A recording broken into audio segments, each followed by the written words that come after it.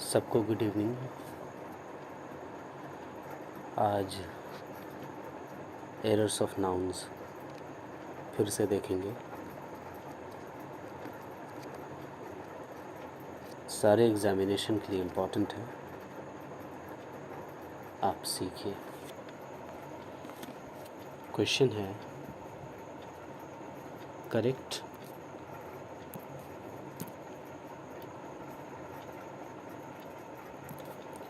The following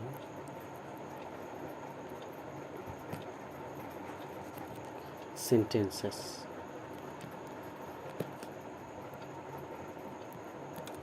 माफ़ कीजिएगा, जगह थोड़ी कम है। Question number first, give me 10 spices। Give me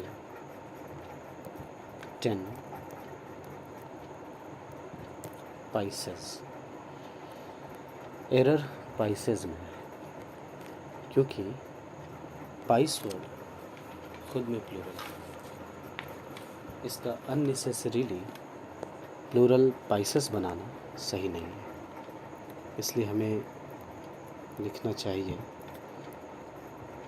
give me 10 price. ये सेंटेंस रॉन्ग है, ये सेंटेंस करेक्ट है। 10 एक एडजेक्टिव है और एडजेक्टिव के बाद नाउन आता है। पाइस वर्ड यहाँ पर नाउन है और ये प्लूरल में लिखा हुआ है, ये ध्यान रखिएगा। आइए क्वेश्चन नंबर नेक्स्ट देखते हैं। The magistrate, question number second, the magistrate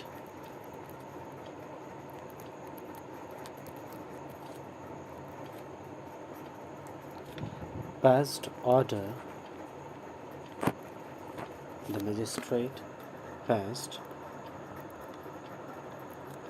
order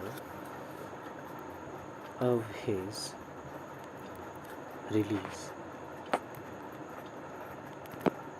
okay, इस सेंटेंस में क्या एरर है? इसमें एरर है ऑर्डर वर्ड में, क्योंकि मजिस्ट्रेट ने आदेश जारी किया है किसी की छुट्टी के लिए, चाहे वो क्रिमिनल हो या कोई भी ऐसा इंसान जो क्रिमिनल एक्ट में शामिल हो। तो कानून से संबंधित जब आदेश की हम बात कर रहे हैं तो ऑर्डर नहीं लिखते हैं, ऑर्डर्स लिखते हैं, ऑर्डर्स एस लगाकर, क्योंकि ऑर्डर की मीनिंग होती है अरेंजमेंट, कोई सीक्वेंस। तो यहाँ हम अरेंजमेंट की बात नहीं कर रहे बल्कि आदेश की बात कर रहे हैं, परमिशन की बात कर रहे हैं। तो हमारा आंसर होना चाहिए the magistrate passed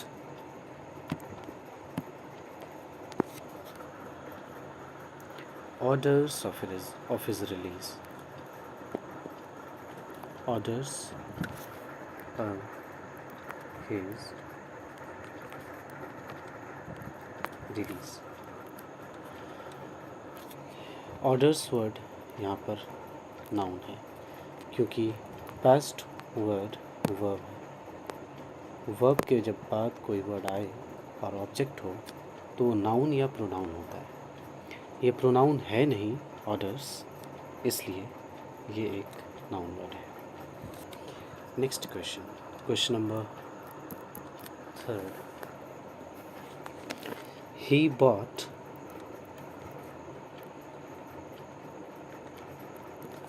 some stationaries।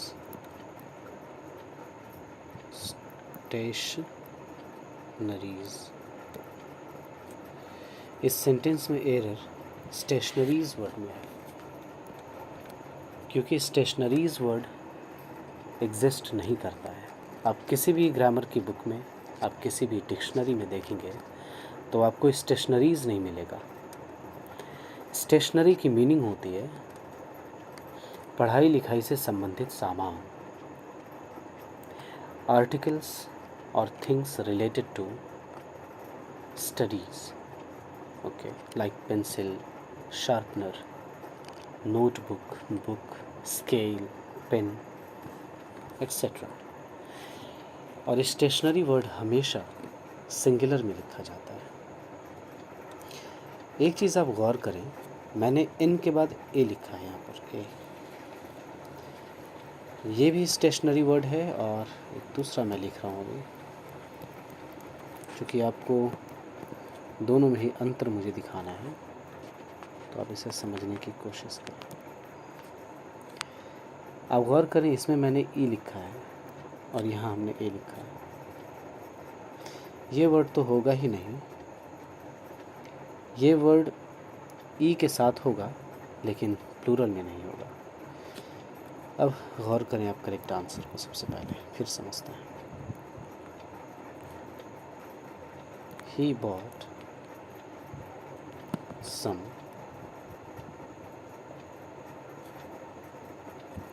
stationery. Some adjective है और एडजेक्टिव के बाद जनरली नाउन आता है, इसलिए स्टेशनरी नाउन है। ये सेंटेंस अब करेक्ट है, ये सेंटेंस रॉन्ग है।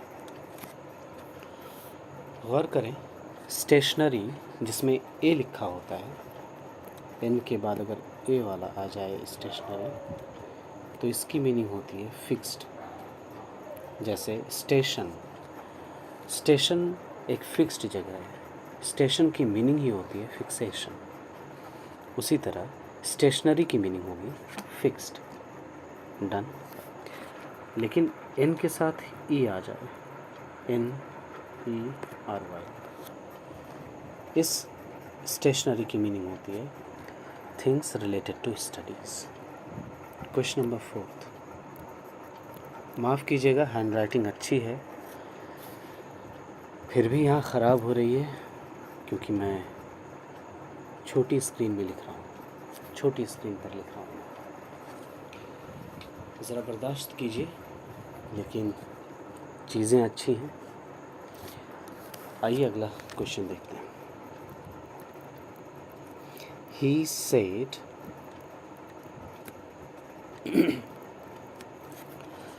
riches has wings. Riches has, I'm so sorry, question mark बिल्कुल भी नहीं होगा, ओके। इस सेंटेंस में क्या एरर है?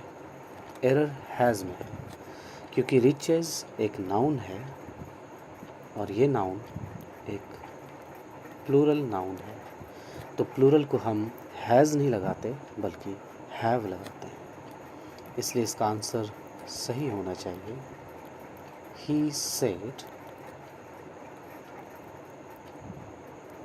riches have wings. Okay. Now this sentence is correct and this is wrong. Question number 5. बहुत ही आसान क्वेश्चन है, लेकिन बहुत ही इंटरेस्टिंग क्वेश्चन है और एग्जामिनेशन में पूछा जाता है। क्वेश्चन है, there is no space in the car. गौर करें क्वेश्चन को, there is no space in the car, what is the error in this sentence? पहली नज़र में देखें तो देयर इज़ नो एरर, आपको लगेगा ऐसा कि ठीक ही तो कहा गया है, कार में कोई जगह नहीं है, स्पेस मीन्स जगह। लेकिन अब गौर करें कि स्पेस मीन्स अंतरिक्ष हुआ करता है, तो यहाँ एरर स्पेस में है। ये क्वेश्चन सुपरफ्लुअस एक्सप्रेशन से क्वेश्चन है, रॉन्ग यूसेज ऑफ वर्ड से क्वेश्चन है, ऐसा समझे।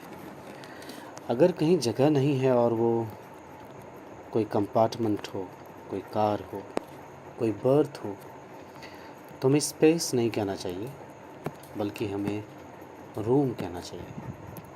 माफ़ कीजिएगा, ठीक कर लिया मैंने। हमें रूम कहना चाहिए, room.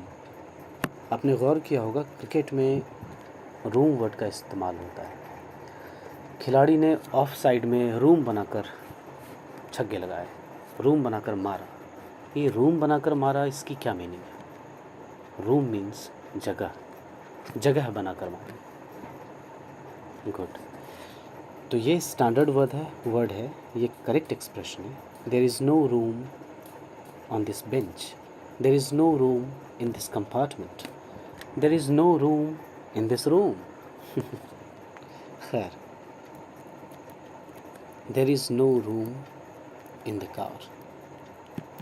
This sentence is correct, this is wrong. Okay. Question number 6th. बहुत अच्छा क्वेश्चन, अगेन आसान है, लेकिन कुछ न कुछ तो ये समझा कर ही जाएगा। Shelley's poetries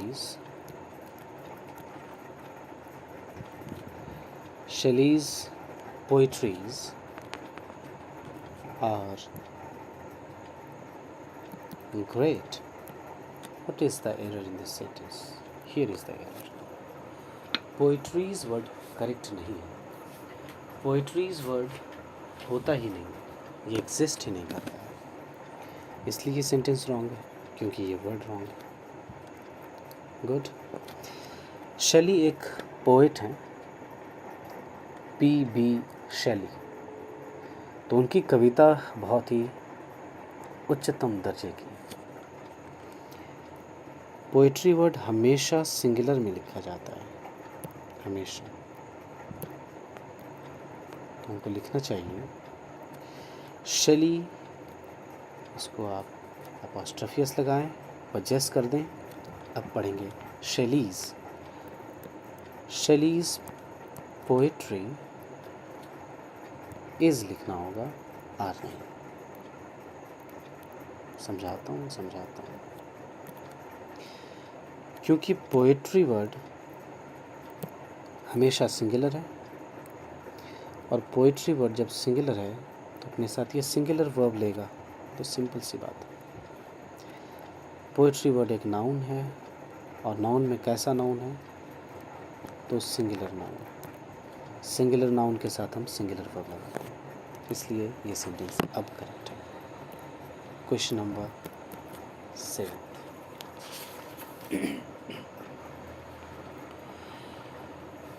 अगेन बहुत ही अच्छा क्वेश्चन, ये बहुत लोगों ने बताया भी है आपको, फिर भी मैं आज आपको बताता हूँ, क्योंकि हो सकता है समझाने के तरीके में कुछ अंतर हो।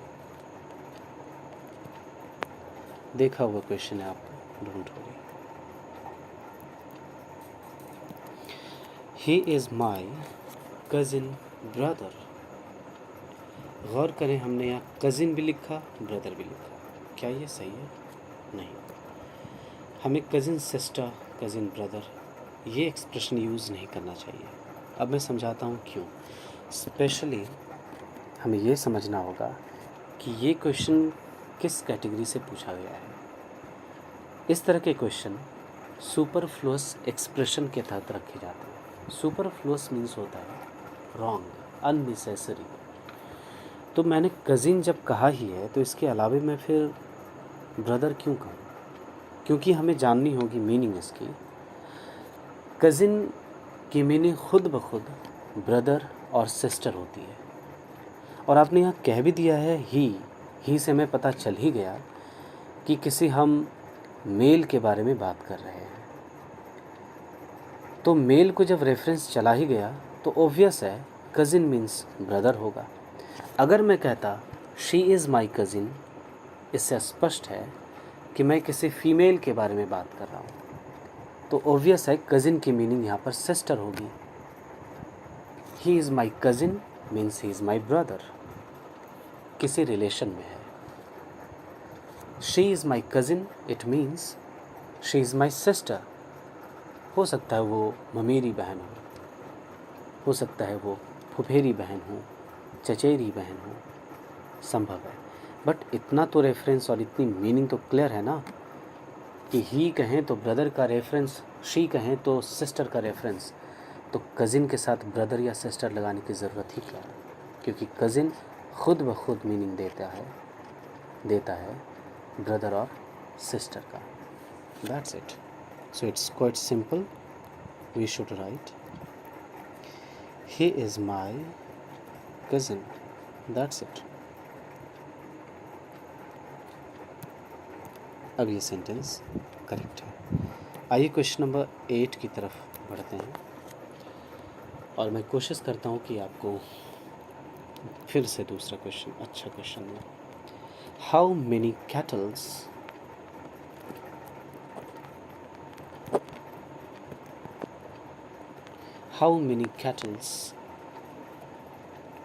you have, कि तुम्हारे पास कितने जानवर हैं। देखिए यहाँ पर कैटल्स लिख दिया गया है जो कि गलत है, क्योंकि कैटल वर्ड खुद में प्लूरल है। इसको ज़बरदस्ती दोबारा कैटल्स लिखकर प्लूरल नहीं बनाना चाहिए। तो नाउन में हम एक रूल पढ़ते हैं कि there are some nouns that are always used in plural, कि कुछ ऐसे नाउन्स होते हैं जो हमेशा प्लूरल में ही यूज़ होते हैं। किस सेंस में कि सिंगुलर दिखने में लगेंगे आपको लेकिन प्लूरल होंगे वो। तो और मैं ठीक से अगर इसे समझाऊं तो इसके लिए एक्यूरेट रूल होना चाहिए कि there are some nouns that are singular in looking but plural in function, plural in use. Okay, कि दिखने में सिंगुलर लगेंगे आपको लेकिन इस्तेमाल में प्लूरल होते हैं। अब गौर से देखें कैटल को। कैटल दिखने में सिंगुलर लग रहा है क्योंकि कोई भी एस या ई एस नहीं लगा है, तो इसकी शक्ल सिंगुलर जैसी है बट इसका फंक्शन प्लूरल जैसा है, इसका काम प्लूरल जैसा है, इसकी मीनिंग प्लूरल मीनिंग है। इसीलिए तो हम मेनी का इस्तेमाल कर रहे हैं। गौर किया आपने, मेनी एक एडजेक्टिव है और मेनी जैसे एडजेक्टिव के बाद हम एक प्लूरल नाउन लिखा करते हैं। ये रूल है। और मैं कह रहा हूँ कि how many cattle you have, ये सही है। अगर मैं ऐसा कह रहा हूँ तो इसकी मीनिंग है कि मेनी के बाद अगर कैटल यूज़ हुआ है तो जाहिर सी बात है कैटल एक प्लूरल नाउन होगा। और हाँ, ये एक प्लूरल नाउन है। ओके, आइए क्वेश्चन नंबर 9 की तरफ हम बढ़ते हैं। अच्छा क्वेश्चन है, ध्यान दीजिएगा। Question number 9, cities after cities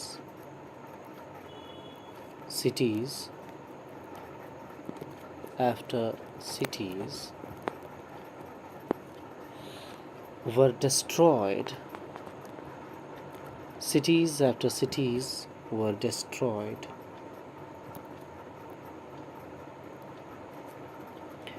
by the army.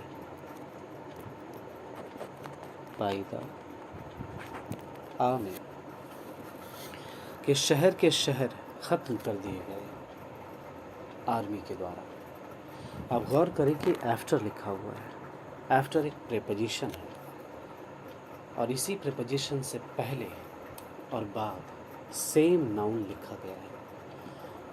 After से पहले, इस प्रेपोजिशन से पहले हमने नाउन सिटीज़ लिखा है और इसके बाद भी हमने नाउन सिटीज़ लिखा है।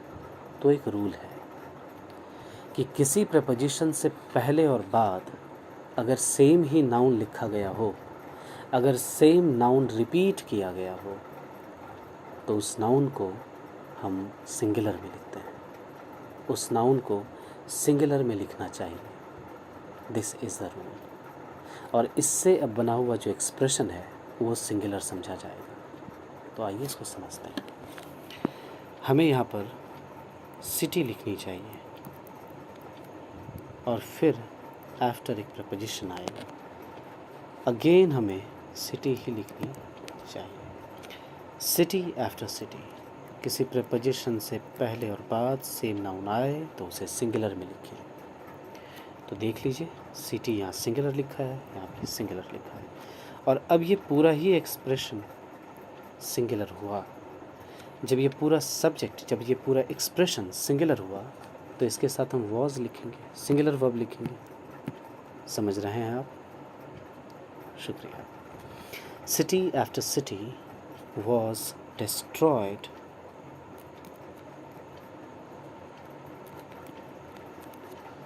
by the army. This sentence is correct. This is question number 10th, and it is the last question of this session. Who owns these poultries? Who owns these poultries? Spelling है POULTRIES। Error इसी में है क्योंकि पोल्ट्रीज़ word correct नहीं है, पोल्ट्रीज़ नहीं लिखना चाहिए, ये वर्ड एग्जिस्ट ही नहीं करता है। This is wrong. देख लेते हैं क्या कहना चाहिए। Who owns, ये क्या हो गया? Who owns these poultry? POULTRY। I'm so sorry, word ही हमने गलत लिख दिया, L और T को पलट दिया। Okay, POULTRY, poultry. ये वर्ड भी कैटल जैसा है, दिखने में सिंगुलर, इस्तेमाल में प्लूरल, इसलिए हमने इससे पहले दीज एक प्लूरल एडजेक्टिव लगाया है। ध्यान रहे, क्योंकि पोल्ट्री एक प्लूरल नाउन है और प्लूरल नाउन से पहले प्लूरल एडजेक्टिव आता है। दिखने में सिंगुलर, इस्तेमाल में प्लूरल, ध्यान रहे। तो ठीक है, आज हमने जितने क्वेश्चंस किए ये बहुत अच्छे क्वेश्चंस थे। आगे भी जारी रहेगा सेशन, आप बने रहें, आप सीखते रहें। इंग्लिश आपको सिखाता रहेगा, इंग्लिश आपकी मदद करता रहेगा। Thank you so much. शब खैर।